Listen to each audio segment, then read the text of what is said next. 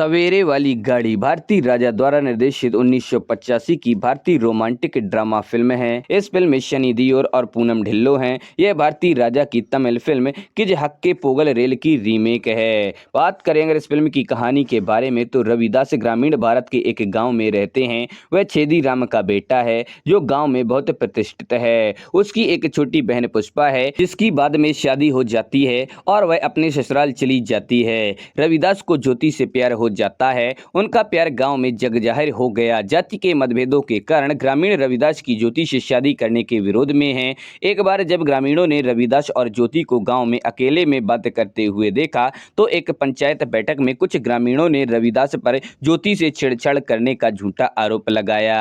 पंचायत उसे सिर गंजा करके गधे पर बैठा कर पूरे गांव में घूमने की सजा देती है। रविदास के पिता छेदीराम ने अपने बेटे के अपमान के कारण आत्महत्या कर ली। रविदास एक प्रतिभाशाली कवि है लेकिन वह एक महान कवि के रूप में पहचाने जाने अपनी कविताओं को प्रकाशित करने और दुनिया को दिखाने का अपना सपना पूरा नहीं कर सकते क्योंकि वह एक गांव में रहते हैं। इसीलिए उसने अपने सपनों को पूरा करने के लिए शहर जाने और अंततः ज्योति से शादी करने का फैसला किया। शहर में वह एक चोर से एक युवा महिला रमा का पर्स बरामद करता है। युवती एक बड़े अखबार प्रकाशक जानकी दास की बेटी निकली। अखबार के प्रकाशक जानकी दास को अपनी बेटी रमा के माध्यम से रविदास की कविता प्रतिभा के बारे में पता चला। वह रविदास की कुछ कविताओं को अपने अखबार में एक कॉलम में प्रकाशित करते हैं। रविदास प्रसिद्ध होने लगे और उनका सपना पूरा हुआ। वह सुबह की एक्सप्रेस ट्रेन के किनारे लिखकर ज्योति से संवाद करते हैं। इसीलिए फिल्म का नाम सवेरे वाली गाड़ी रखा गया। ज्योति हर सुबह इन संदेशों को इस उम्मीद से पढ़ती है कि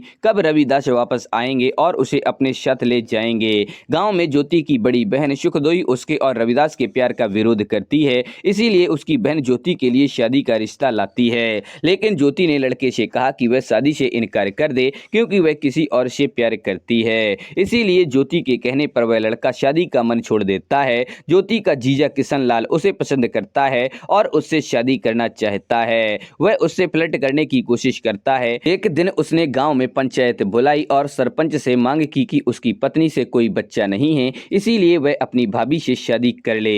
उसने अपनी पत्नी से कहा कि यदि वह उसकी और उसकी बहन की शादी के लिए सहमत नहीं होगी तो उसे घर छोड़ना होगा। यह सब सुनकर शेर सिंह एक सेवानिवृत्त मेजर बैठक में इसका विरोध करता है। शेर सिंह वह व्यक्ति था जो गांव में हमेशा गलत चीजों के खिलाफ बोलता था। इसीलिए सुखदाई ज्योति को अपने जीजा से शादी करने के लिए मनाने की कोशिश करती है ताकि उसका पति उसे घर छोड़कर न जाए। यह सुनकर ज्योति दुखी हो जाती है। ज्योति को अपने प्यारे रविदास की बहुत याद आती है और वह सुबह ट्रेन के सामने वाले डिब्बे पर चौक से रविदास के लिए संदेश लिखती है कि शहर से जल्दी लौट आना, कुछ ठीक नहीं है। लेकिन शहर पहुंचने से पहले बारिश के कारण ट्रेन का संदेश मिट जाता है और रविदास पढ़ने में असमर्थ हो जाता है। एक दिन गांव में भारी बारिश और बाढ़ आ गई। गांव में 50 साल बाद ऐसी बारिश हुई थी। गांव के पंडित ने सरपंच और गांव के लोगों को सुझाव दिया कि 50 साल पहले भी इसी तरह बारिश हुई थी। तब गांव में गांव की देवी को मनाने के लिए विशेष पूजा की गई।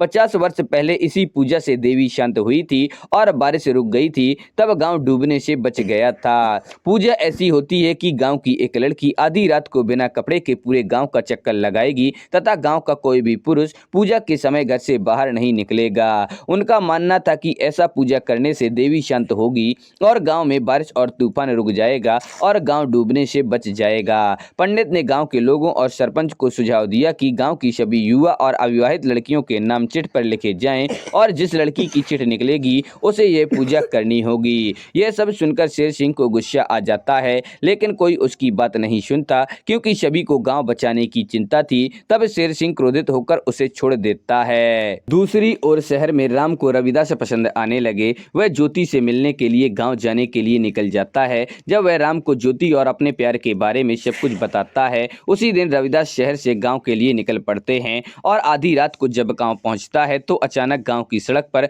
ज्योति को बिना कपड़ों में देखता है और जोर जोर से चिल्लाते हुए ज्योति को लेकर भाग जाता है। गांव के लोगों ने देखा कि रविदास ने पूजा में बाधा डाली इसीलिए सरपंच ने ग्रामीणों को रविदास को मारने का आदेश दिया।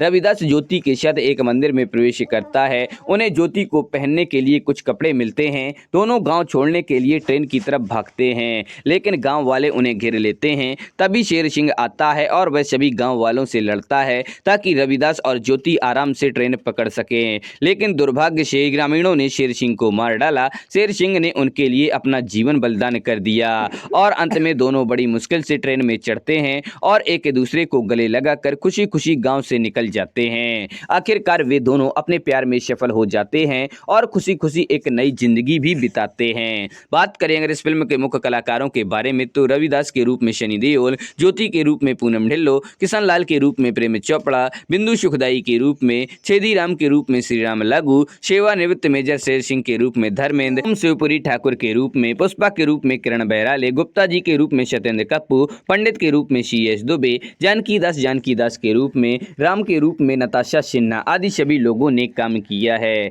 बात करें अगर इस फिल्म के गीत संगीत के बारे में तो इस फिल्म में कुल 5 गाने हैं। पहला है दिन प्यार के आएंगे, इसको लता मंगेशकर ने गाया है। दूसरा है जब दो प्यार मिलते हैं, इसको भी किशोर कुमार ने गाया है। तीसरा है सांझ पड़ गए दीवाना, इसको किशोर कुमार ने गाया है। चौथा है बिन पायल के छम छम, इसको सुरेश वाडकर ने गाया है। पांचवा और आखिरी है देखो ये कौन आया मुझको उड़ा लाया, इसको सुरेश वाडकर और आशा भोसले ने गाया है।